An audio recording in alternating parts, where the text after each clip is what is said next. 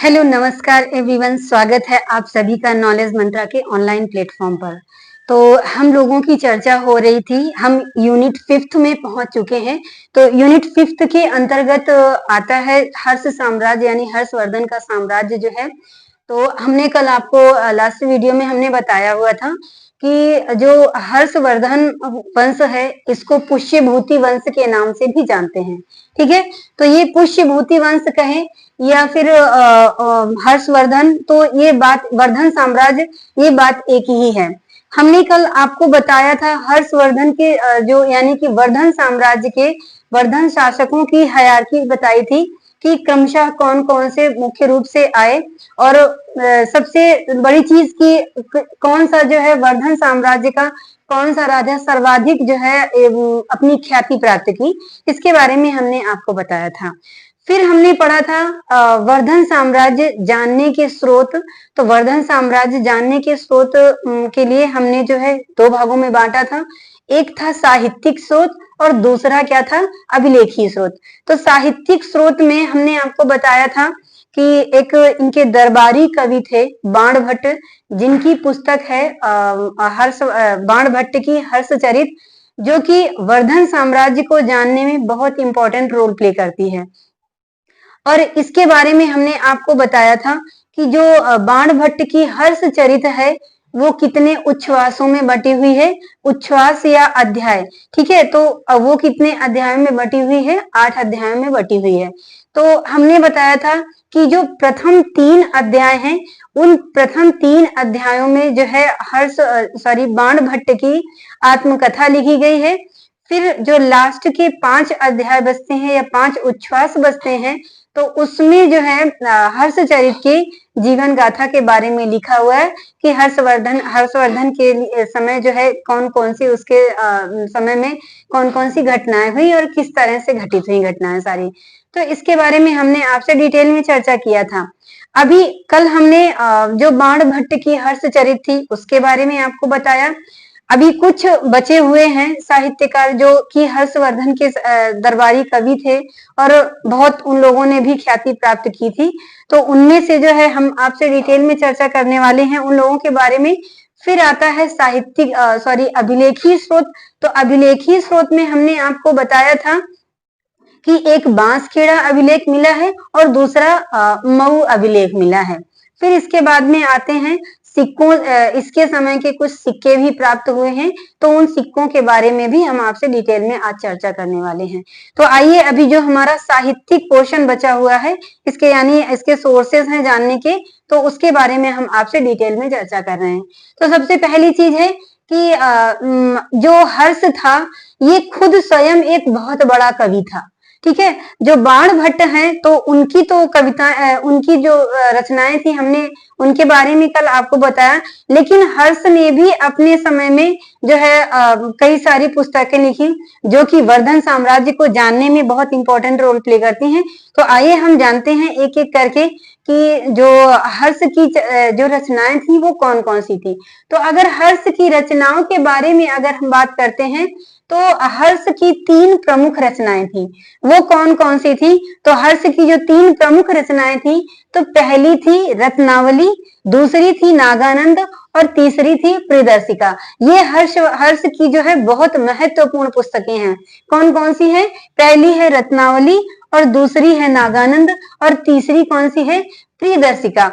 इनकी जो प्रियदर्शिका है तो इन्होंने इस रचना में इन्होंने जो है नाटक के अंदर नाटक लिखने की जो है नाटक के अंदर नाटक लिखने की जो है शुरुआत की। नाटक के अंदर नाटक लिखने की शुरुआत कैसे? जैसे आप लोग कभी कभी देखते होंगे टीवी, तो कभी कभी ऐसा इस तरीके की एक्टिंग आप देखते होंगे कि टीवी तो हम मतलब साक्षात देख रहे हैं लेकिन टीवी के अंदर टीवी भी चल रही होती है। तो इसी में इन्होंने क्या किया है कि इनकी प्रियदर्शिका ऐसी जो है ऐसा ग्रंथ है जिसमें कि जो है इन्होंने ये अपने आप में नाटक है, लेकिन इस नाटक के अंदर भी नाटक इन्होंने लेखन की शुरुआत किया है। ठीक है, इसके बाद में एक नोट पॉइंट आप लोग लिखिए, जिसमें कि क्या है कि जयदेव ने जो है कुछ साहित्यकार हैं, कुछ इतिहासकार हैं जिन्होंने इनको कुछ उपाधियां दी हैं। तो उपाधियां कौन कौन सी दी हैं? तो सबसे पहली चीज आती है, जयदेव ने हर्ष को जो है क्या कहा है? कविता कामिनी का साक्षात हर्ष कहा है। क्या कहा है? कविता कामिनी का साक्षात हर्ष कहा है। और भास तथा कालिदास से तुलना किया है। क्या किया है? भास तथा कालिदास से तुलना किया है। किससे? ये किसने कहा है? ये कहा है जयदेव ने। जयदेव ने, एक बार फिर से रिपीट करते हुए कहते हैं, आपको बताते हैं कि जयदेव ने हर्ष को कविता कामिनी का साक्षात हर्ष कहा है। और समानता किससे स्थापित की है? तुलना किससे की है? महाकवि भास के से और महाकवि कालिदास से जो है हर्ष की तुलना की है। क्लियर हुआ ना? अब इसके बाद में एक सोड्ढल है, तो सोड्ढल की एक महत्वपूर्ण पुस्तक है जो कि कौन सी है? उदय सुंदरी। कौन सी है? उदय सुंदरी। इस उदय सुंदरी में इन्होंने हर्ष को क्या कहा है? हर्ष को जो है कवींद्र कहा है। किसकी उपाधि प्रदान किया है? कवींद्र की उपाधि प्रदान किया है। तो जो जयदेव है, तो जयदेव ने तुलना किससे किया है? तो महाकवि भास और कालिदास से हर्ष की रचना की है। वहीं पर सोड्ढल है, तो सोड्ढल ने अपनी पुस्तक उदय सुंदरी में जो है हर्ष को क्या कहा है? तो हर्ष को जो है कवींद्र कहा है। ठीक है, तो इस तरह से इन दोनों लोगों ने अपने अपने तरीके से जो है इनको उपाधि दी। अब इसके बाद में इनके दरबार में एक कवि और थे, कौन? मयूर। तो इन्होंने भी एक रचना की है जो बहुत महत्वपूर्ण है। क्या है वो? क्या है? तो वो है सूर्य शतक। क्या है? सूर्य शतक। इन्होंने क्या किया है कि सूर्य शतक ग्रंथ लिखा इनके दरबार में, हर्ष के दरबार में, जो कि वर्धन साम्राज्य को जानने का भी एक बहुत अच्छा स्रोत है। ठीक है, अब इसके बाद में ये थे मुख्य रूप से साहित्यकार, यानी कि बाणभट्ट हो गए, फिर कौन हुआ? स्वयं हर्ष हो गए, और कौन थे? ये मयूर। मयूर भी इनके दरबार में जो है साहित्यकार के रूप में थे। इन्हीं के दरबार में रह करके इन्होंने क्या किया? सूर्य शतक की जो है रचना की। अब इसके बाद में दो विदेशी इतिहासकार हैं जिनके रचनाओं में जो है वर्धन साम्राज्य के बारे में जानकारी मिलती है। तो वो कौन से हैं? तो एक है चीनी यात्री वेनसांग, और दूसरे कौन है? मात्वालिन। चीनी यात्री वेनसांग और दूसरे कौन है? मात्वालिन है। इन्होंने अपनी रचनाओं में वर्धन साम्राज्य के बारे में बताया है। किसके बारे में बताया है? वर्धन साम्राज्य के बारे में बताया है। तो ये थे साहित्यिक स्रोत जो कि वर्धन साम्राज्य के बारे में जानने में बहुत इंपॉर्टेंट रोल प्ले करते हैं। अब दूसरे नंबर पर आते हैं। दूसरे नंबर पर हम पढ़ते हैं क्या? अभिलेखीय स्रोत। अभिलेखीय स्रोत के अंतर्गत हमने कल आपको बताया था कि हम क्या क्या पढ़ने वाले हैं। तो अभिलेखीय स्रोत के अंतर्गत जो है सबसे पहले आता है क्या? पुलकेशिन द्वितीय का ऐहोल अभिलेख। क्या है? पुलकेशिन द्वितीय का ऐहोल अभिलेख। इसमें भी जो है वर्धन साम्राज्य के बारे में जानकारी मिलती है। इस जो अभिलेख, ये जो अभिलेख है पुलकेशिन द्वितीय का ऐहोल अभिलेख, इसमें हर्ष को क्या कहा गया है? हर्ष को सकलो उत्तरापथ नाथ कहा गया है। किसमें? पुलकेशिन द्वितीय के जो ऐहोल अभिलेख है, तो इस अभिलेख में हर्ष को सकलो उत्तरापथ नाथ कहा गया है। इसके बाद में क्या आता है कि सिक्के भी हैं। सिक्कों से भी जो है हमें जानकारी मिलती है इनके बारे में। तो सिक्कों में हर्ष के समय जो सिक्के प्राप्त हुए हैं वो चांदी के भी हैं, सोने के भी हैं, मिट्टी में भी हैं और तांबे के भी पाए गए हैं। ठीक है, तो मुख्य रूप से कौन कौन से पाए गए हैं? हर्ष के जो सिक्के हैं तो वो सोने के, तांबे, मिट्टी पर जो है अभिलेख प्राप्त हुए हैं। तो इस तरह से अभी हम हर्ष के अभिलेखों के बारे में चर्चा करते हैं आपके समक्ष। तो हर्ष के अभिलेखों को भी दो भागों में बांटा गया है। वो कौन कौन सा है? पहली चीज तो ये लेख है, और दूसरे कौन है? दूसरे आते हैं सिक्के। तो लेख भी इनके, अगर लेखों की बात करते हैं तो लेख 2 हैं। कल हमने आपसे इसके बारे में भी चर्चा किया हुआ था कि लेखों की अगर बात करें तो 2 लेख प्राप्त हुए हैं। एक है बांसखेड़ा लेख और दूसरा कौन सा है? मधुबन लेख। कौन सा है? पहला है बांसखेड़ा लेख और दूसरा है मधुबन लेख। अगर बांसखेड़ा की बात करते हैं कि बांसखेड़ा लेख कहाँ पर मिला है, तो ये शाहजहांपुर में मिला है। और ये शाहजहांपुर कहाँ पड़ता है? तो ये भी यूपी में ही पड़ता है। अगर मधुबन की बात करते हैं तो मधुबन भी जो है यूपी में मिला है। यूपी के मऊ जिले में प्राप्त हुआ है। कौन सा? मधुबन लेख। माँ से मऊ और माँ से मधुबन। ठीक है, इस चीज को आप लोग याद रखिएगा कि बांसखेड़ा लेख जो है कहाँ मिला है? शाहजहांपुर में मिला है। और मधुबन लेख कहाँ पर मिला है? तो ये मऊ जिले में मिला है। दोनों यूपी से ही हैं। अब इसके बाद में बात करते हैं इस जो बांसखेड़ा अभिलेख है जो कि शाहजहांपुर से प्राप्त हुआ है, इसमें इंपॉर्टेंट चीज क्या मिली है? तो इसमें जो है इसमें 22 हर्ष संवत की तिथि अंकित है। कौन से अभिलेख में? जो बांसखेड़ा अभिलेख है और जो शाहजहांपुर से प्राप्त हुआ है, तो इसमें जो है 22 हर्ष संवत की तिथि अंकित है। ठीक है, फिर क्या है? इसी लेख में जो है हर्ष के हस्ताक्षर भी पाए गए हैं। क्वेश्चन अगर पूछता है कि कौन से लेख में जो है हर्ष के हस्ताक्षर पाए गए हैं, तो वो कौन सा है? वो बांसखेड़ा का लेख है, जहां पर हर्ष के जो है साक्षात जो है क्या पाए गए हैं? हस्ताक्षर पाए गए हैं। अब इसके बाद में बात करते हैं कि इस लेख को लिखा किसने था?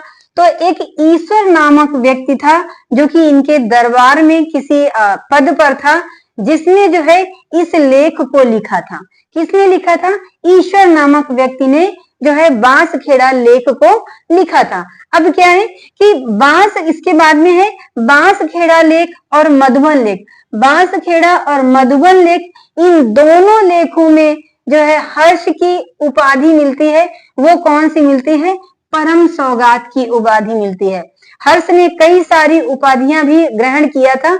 अभी जब हम पर्सनली जो है हर्ष के बारे में बताएंगे, तब उसने कौन कौन सी उपाधियां ग्रहण की थी, इसके बारे में हम आपसे डिटेल में चर्चा करेंगे। तो अभी फिलहाल हमें जानने की ये जरूरत है कि जो बांसखेड़ा अभिलेख और मधुबन अभिलेख है, इन दोनों अभिलेखों में हर्ष की कौन सी उपाधि पाई जाती है?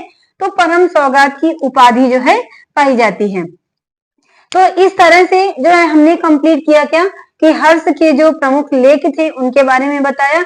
अब हम चर्चा करते हैं सिक्कों के बारे में। तो सिक्कों के बारे में हम आपको ऑलरेडी बता चुके हैं कि जो हर्ष के सिक्के हैं वो जो है किस तरीके के प्राप्त हुए हैं। सोने के भी प्राप्त हुए हैं, चांदी के भी प्राप्त हुए हैं, मिट्टी के भी प्राप्त हुए हैं और किसके प्राप्त हुए हैं? तांबे के भी प्राप्त हुए हैं। तो ये सिक्के कहाँ कहाँ से प्राप्त हुए हैं, इसके बारे में हम आपसे चर्चा कर रहे हैं। तो अगर हर्ष के सिक्कों की बात करते हैं तो नालंदा से जो है हर्ष द्वारा जो चलाए गए सिक्के थे, तो मिट्टी का सिक्का प्राप्त किया गया है। मिट्टी पर ये जो है सिक्का प्राप्त किया गया है। इसके बाद में सोनपत की अगर बात करते हैं, आप इस चीज से वाकिफ होंगे कि नालंदा कहाँ पर है? तो नालंदा जो है बिहार में स्थित है। कहाँ स्थित है? नालंदा बिहार में स्थित है। और इस नालंदा से क्या प्राप्त हुआ है? तो इस नालंदा से जो है मिट्टी का सिक्का प्राप्त हुआ है। फिर दूसरा आता है सोनपत। अब ये सोनपत कहाँ पर है? तो ये हरियाणा में है। कहाँ पर है? हरियाणा में है। इस सोनपत से जो है हर्षकालीन तांबे के सिक्के प्राप्त हुए हैं। किसके प्राप्त हुए हैं? हर्षकालीन सिक्के तांबे के प्राप्त हुए हैं। फिर तीसरा आता है फर्रुखाबाद। यहाँ से फर्रुखाबाद से आप वाकिफ होंगे, ये तो यूपी में पड़ता है, आप बहुत अच्छे से जानते होंगे यूपी वाले। तो ये फर्रुखाबाद जो है, इसका ये जो है सिक्का कहाँ से फर्रुखाबाद से सोने का सिक्का प्राप्त हुआ है। किसका प्राप्त हुआ है? सोने का। और ये जो भिठौरा है, तो इस भिठौरा से जो है चांदी का सिक्का प्राप्त हुआ है, ये भी यूपी में ही है। ठीक है, तो इस तरह से 4 जगहों से 4 स्थानों से हर्षकालीन सिक्के प्राप्त हुए हैं। एक बार फिर से आपको रिवीजन कराते हुए चलते हैं कि अगर नालंदा मिट्टी का सिक्का अगर पूछता है, तो मिट्टी के सिक्के कहाँ से प्राप्त हुए हैं? वो नालंदा से प्राप्त हुए हैं। फिर पूछता है अगर चांदी का, तो चांदी का कहाँ से प्राप्त हुआ है? भिठौरा से प्राप्त हुआ है। फिर क्या है? कि सोनपत से कौन सा सिक्का प्राप्त हुआ है, तो सोनपत से तांबे का सिक्का प्राप्त हुआ है, और फर्रुखाबाद से कौन सा सिक्का प्राप्त हुआ है, तो यहाँ से जो है सोने का सिक्का प्राप्त हुआ है। आई होप आप बहुत अच्छे से ये सारी चीजें समझ गए होंगे। अब इसके बाद में थोड़ा थोड़ा इन सिक्कों के बारे में चर्चा कर लेते हैं कि किस सिक्के में किस हर्ष के बारे में क्या क्या कहा गया है। तो जो नालंदा और सोनपत से यानी कि मिट्टी का सिक्का और तांबे का सिक्का जो प्राप्त हुआ है, उसमें जो है हर्ष की वंशावली मिलती है। क्या मिलता है? बहुत इंपॉर्टेंट चीज मिलती है। वो कौन सी मिलती है? तो हर्ष की वंशावली किसमें मिलती है? अगर क्वेश्चन पूछता है कि हर्ष की वंशावली किस सिक्के में मिलती है, तो तांबे के सिक्के में, और दूसरा कौन सा है? मिट्टी के सिक्के में। इन दोनों सिक्कों में जो है हर्ष की वंशावली के बारे में बताया गया है। फिर इसके बाद में इस जो सोनपत यानी कि जो हरियाणा से प्राप्त किया गया है कि सोनपत से प्राप्त ताम्रपत्र से जो है हर्षवर्धन का पूरा नाम मिलता है। अगर हर्षवर्धन का पूरा नाम कहाँ पर मिलता है, इस तरीके का क्वेश्चन पूछता है, तो वो कहाँ से मिलता है? जो सोनपत से यानी कि जो तांबे का सिक्का प्राप्त हुआ है, वहां से जो है वर्धन का हर्षवर्धन का पूरा नाम मिलता है। ठीक है। अब इसके बाद में जो इस फर्रुखाबाद से यानी जो सोने का सिक्का है, फर्रुखाबाद से प्राप्त सिक्के से किस चीज का अंकन मिलता है? तो यहाँ से जो है शिव और नंदी का अंकन मिलता है। किसका मिलता है? शिव और नंदी का अंकन मिलता है। क्वेश्चन अगर आपसे पूछता है कि हर्षकालीन वो कौन सा सिक्का यानी कहाँ से प्राप्त सिक्के पर या फिर किस सिक्के पर जो है शिव और नंदी का अंकन मिलता है, तो वो जो फर्रुखाबाद से अर्थात सोने का सिक्का है, तो सोने के सिक्के पर, हर्षकालीन सोने के सिक्के पर जो है शिव नंदी का अंकन पाया गया है। फिर पूछता है भिठौरा के जो से सिक्का प्राप्त हुआ है अर्थात जो चांदी का सिक्का प्राप्त हुआ है, इसकी विशेषता क्या है? तो इसमें जो है हर्ष को क्या कहा गया है? शालिदत्य कहा गया है। क्या बोला गया है? हर्ष को जो है शालिदत्य की उपाधि दी गई है। तो इस तरीके से हर्ष के जो प्रमुख अभिलेख थे, इनके बारे में हमने आपसे डिटेल में चर्चा किया, और जो है प्रमुख साहित्यिक स्रोत थे वर्धन साम्राज्य के जानने के, उसके बारे में हमने डिटेल में आपसे चर्चा किया। तो आज के लिए इतना ही, मिलेंगे कल नेक्स्ट वीडियो के साथ। और जाने के पहले आपसे ये जरूर कहना चाहेंगे कि अगर आप हमारे चैनल पर पहली बार आए हैं तो प्लीज हमारे चैनल को लाइक करें, शेयर करें, सब्सक्राइब करें। ठीक है। और अगर जो चीज नहीं क्लियर होती है तो आप कमेंट्स बॉक्स में कमेंट्स करके आप क्वेश्चन पूछ सकते हैं।